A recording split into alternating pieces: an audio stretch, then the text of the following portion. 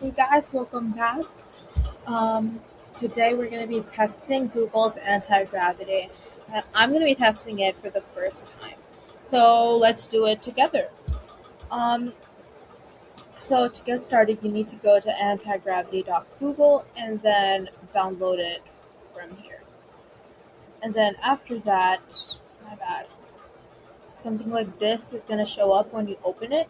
So you click on open folder, click on new folder, and then type in, let's say LinkedIn, doesn't really matter. I'm gonna type in LinkedIn. I'm gonna open. Okay, and there you have it set up. Here you're gonna see all the files inside the folder, and here is where you're gonna be able to chat with the agent, and this is where the code is gonna be. And when you press on Control accent, I don't know, like key, the key right to the left of one and below escape. So there you go, you open a terminal like that. This is where you can kind of run your workflow, if that makes sense. All right. So to make sure this runs successfully, um, we need an agents.md. This is basically like the agent instructions for whatever project. When it, like, you can build agents with it, you can build an app, anything you want. So we need this agent instruction. So you need to basically click on new file and then type in agents.md, control C, control V this, and then command S. My bad. Command C, command V, and then command S to save this file. Okay. As you can see, this is like a very helpful. Oh, by the way, the where I got this is from Nixarave. So shout out Nixarave. He's my favorite AI automation influencer, I guess, and I got it from him. So shout out Nick. So this is basically the agent instructions. This is gonna help in kind of, you know, guiding the agent what to do and how to go about executing the project. And it also has like self anneal when things break, and you hit an API rate limit. You then look into API. It also kind of teaches the agent to fix it by itself. My bad, that was my charger. Yeah. Okay. And then you have file organization, self annealing, loop errors, and you get the point. Okay, so before I prompt this agent, I want to tell you that I am primarily an N8N user, and the way, like, if I had to build an AI agent on N8N, I, used to kind of set up nodes, but here you could just describe the workflow, and it's gonna build it for you.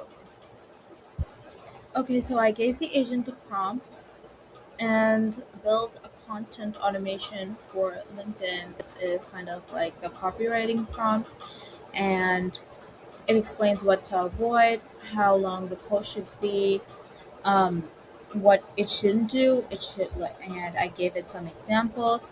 And for, let's say, the image generation part, this is what I said. With each post, I want an infographic with relevant charts or graphs representing data, and it should have relevant text or explanations. It should have a tech vibe, colors attached in the image. You can attach whatever image you want for the agent to reference. And then I added, feel free to ask in login credentials, API keys, or more info. One interesting thing it does, like this agent has its own browser. So it can browse the internet for you. So that's pretty cool. So let's see. Let's go ahead and test it out. I'll put this in the comments below. Okay, so this just finished, and look at the chart. This looks pretty good. And there's content generated.py. You have a daily chart image. Okay, this is the chart, image generator, main requirements text. Okay, great. And now we need to post this on LinkedIn. Okay.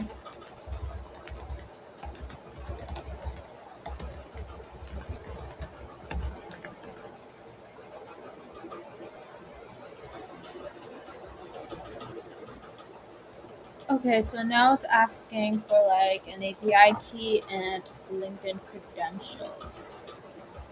Okay, I gave my API key and okay, I said, can't you just log into LinkedIn? And here's what it said: run the command below, and a Chrome window will open. All right, so let's just do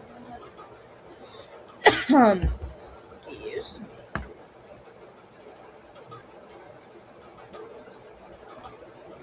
Okay, there we go.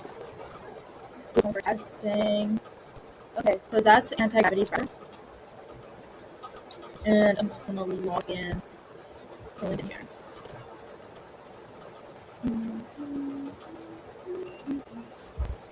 Cool. Okay, great. I'm just gonna.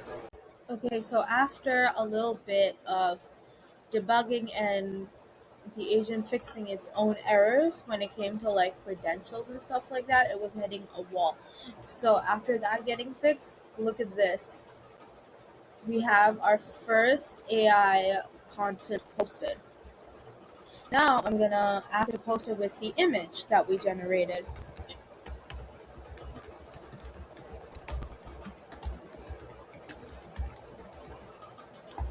Okay.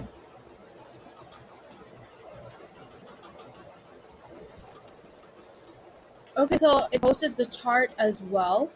This is actually really cool. And now you can go ahead and prompt this to automate it now because I think it's past all the API limitations, basically. Solved it.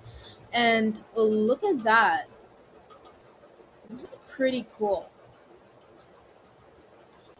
So that's it for today. I hope you found this helpful. I hope you found this useful. And I definitely found it so cool that I can do this.